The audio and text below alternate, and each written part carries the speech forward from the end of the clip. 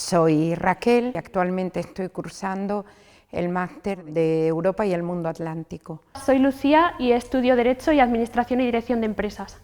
Soy Olga, soy estudiante del programa de doctorado en Investigación Transdisciplinar en Educación. Soy Pablo Bueno Sánchez, tengo 27 años y actualmente estoy en último año de Ingeniería Informática por la rama de Computación. Me tuvieron que cambiar un poco las preguntas para que no incluyesen gráficos. En algunos casos me los pasaron a braille, a soporte papel, sobre todo matemáticas y creo que economía también. Y en otros casos me los pasaron a ordenador en formato Word y me los dieron en un USB, en un pendrive, y yo lo hice y luego pues le devolví ese pendrive para que lo pudiesen corregir y calificar. A través de la ONCE yo tenía una profesora de apoyo que estuvo conmigo en los exámenes de selectividad y fue la que se encargó de imprimir los exámenes en braille. Sí que tuve que ampliar la letra y tiempo extra. Principalmente el tiempo extra, el 50% de tiempo respecto a lo que tenían mis compañeros. Y luego pues textos ampliados, la posibilidad de utilizar una lupa. Vine a las jornadas de puertas abiertas de la UBA, visité algunas facultades y bueno, gracias a eso pues saqué la idea bastante clara de que quería hacer Administración y Dirección de Empresas. Varias personas de mi entorno, familia, profesores y eso, pues me plantearon, ¿no?, la idea de hacer el doble grado con Derecho. Al final me matriculé en el doble grado y bueno, curiosamente a día de hoy me gusta más Derecho que ADE. Elegí la carrera principalmente porque pues, me gustaba el área de economía en el instituto, en bachillerato. Además tuve una profesora muy buena que pues, hizo que me gustara todavía más, entonces fue ella la que me animó un poco a hacer el doble grado. En los últimos cursos de la carrera, bueno, más bien ya con el TFG, tenían un perfil investigador los dos trabajos fin de grado y sabía entonces que quería continuar ya con un doctorado. Entonces para el doctorado necesitaba un máster, entonces elegí un máster que me permitiese trasladarme a Valladolid. Entonces pues cogí el de formación e intervención sociocomunitaria. La primera facultad fue un caos, la verdad. Estábamos en un edificio del frente de las Cortes, era un edificio oscuro, para mi vista bastante mal. Las clases estaban muy mal como deletreadas, que cada una era un piso diferente y me perdía los primeros días. Me acuerdo que no era capaz de encontrar casi el aula, a veces llegaba tarde. Y para la actual, como empecé justo en pandemia, pues en ese sentido fue conectarse, ver un montón de gente conectada y empezar unas clases que eran un poco caos al principio y luego más o menos se fueron llevando a cabo. Fue todo un poco todo nuevo, un poco desconcertante, decir, oye, somos muchos de repente en clase, pero bueno, no tuve mayores problemas. Ya había trabajado antes el tema de los recorridos por la facultad con un técnico de la ONCE, y el tema de las adaptaciones, pues me puse en contacto con servicios sociales, con asuntos sociales de la UBA, y pues ellos tramitaron un poco las adaptaciones que pedí previamente a través de la sede electrónica de la UBA. Y pues el primer día de clase ya, cuando empezamos a dar lo que es la materia, pues me fui acercando uno por uno a los profesores y contando mis necesidades, las adaptaciones que necesitaba y demás. Durante el verano sí que había venido pues varias veces al edificio, no sé si un par de veces o así, con un técnico de la ONCE para explicarme un poco cómo era el edificio y así los recorridos a mi clase y al baño y demás, o sea, lo más básico para mí. Pero es verdad que no es lo mismo hacerlo en verano cuando no hay nadie que venir aquí en septiembre con una clase de 60 personas de las cuales no conoces a nadie, como era mi caso. Entonces es verdad que los primeros días yo estaba como un poco nerviosa y un poco perdida, pero bueno, como había mucha gente en la misma situación que yo, porque al final cada uno éramos de un sitio, pues al final como que todos nos fuimos ayudando y todo se fue normalizando. A diferencia de mis compañeros, que normalmente hasta no hace mucho tomaban apuntes a mano, yo los tomo con un ordenador, simplemente que tengo un aparato, una línea braille y una síntesis de voz para que el ordenador transcriba al braille y también diga de viva voz lo que yo estoy escribiendo o lo que tengo que leer. Y también la línea braille me permite corregir apuntes, buscar una palabra, hacer búsquedas un poco más ágilmente. En cuanto a la síntesis de voz, yo utilizo un auricular para no interferir en la enseñanza del resto de compañeros.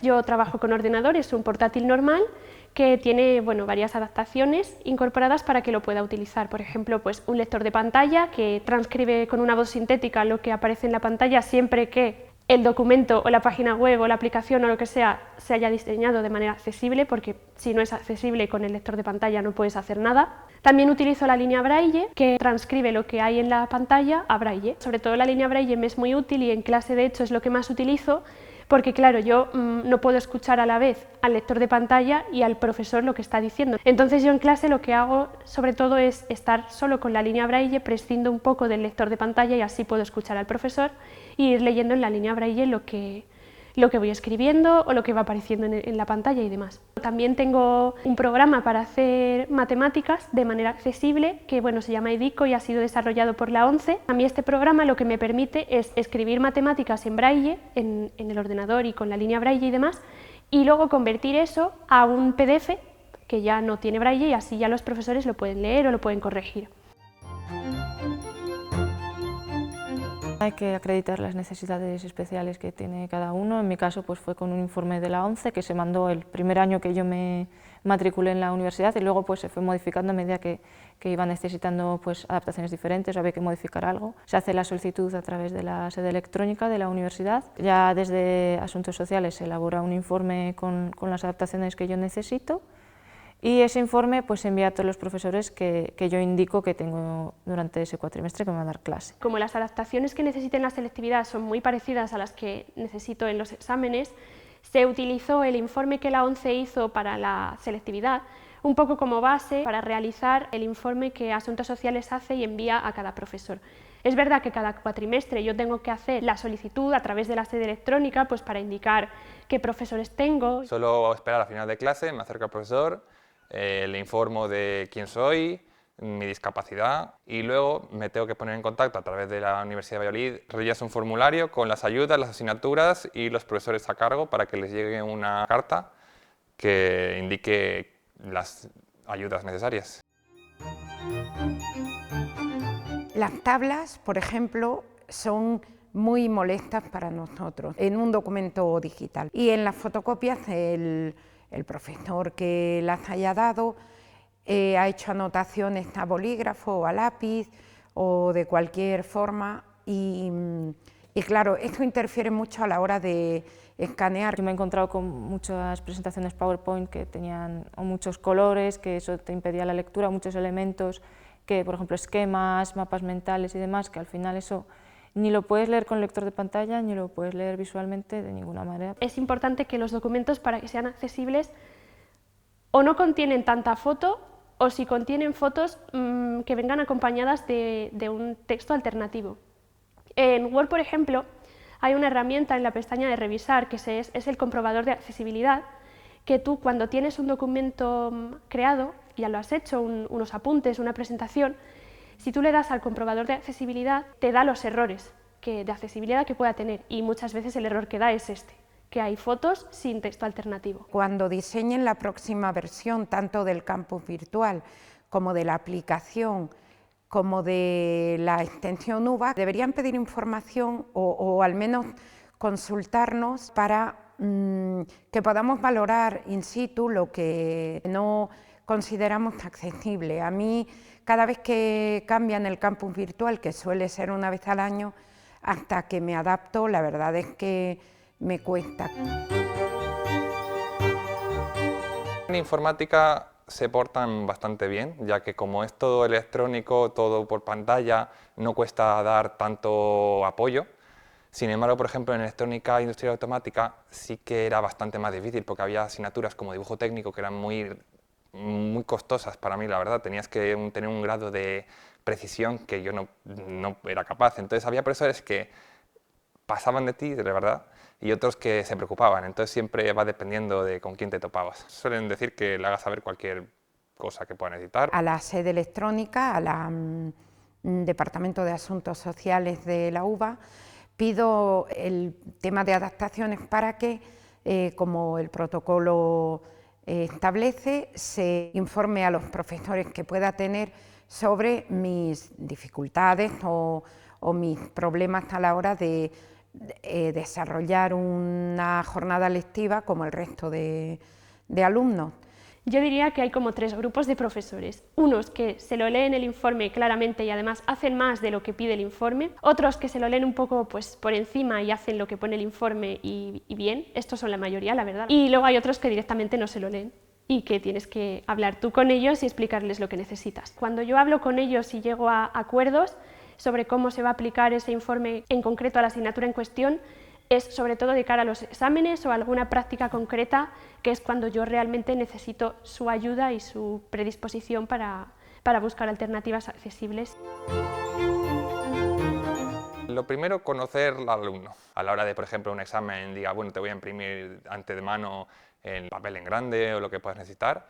Y también dar la mayor posibilidad de ayudas o complementos audiovisuales. Simplemente preguntar, que no pasa nada, nosotros conocemos perfectamente nuestras necesidades, sabemos expresarlas, explicárselas bien al profesor. Cada apartado que hagan, que sea un encabezado para que el lector de pantalla lo pueda leer, evitar las dobles columnas porque eso es algo que nos dificulta muchísimo la lectura. Y otra cosa muy importante, no proteger los documentos, porque yo, por ejemplo, esta mañana me encontré con un documento protegido, con una clave, que claro, yo lo pude descargar, pero a la hora de pasarle un OCR o convertirlo en Word porque el texto no era accesible, no lo podía hacer porque el documento está protegido. Que pida información, que el alumno, que seguramente tiene mucha más experiencia que él porque ha tenido que estudiar toda la vida así, le va a dar toda la información que necesite y se puede llegar a un consenso sin ningún problema para que todo fluya. Que es importante que los profesores tengan preparados con antelación los materiales, sobre todo en asignaturas que tienen simbología matemática.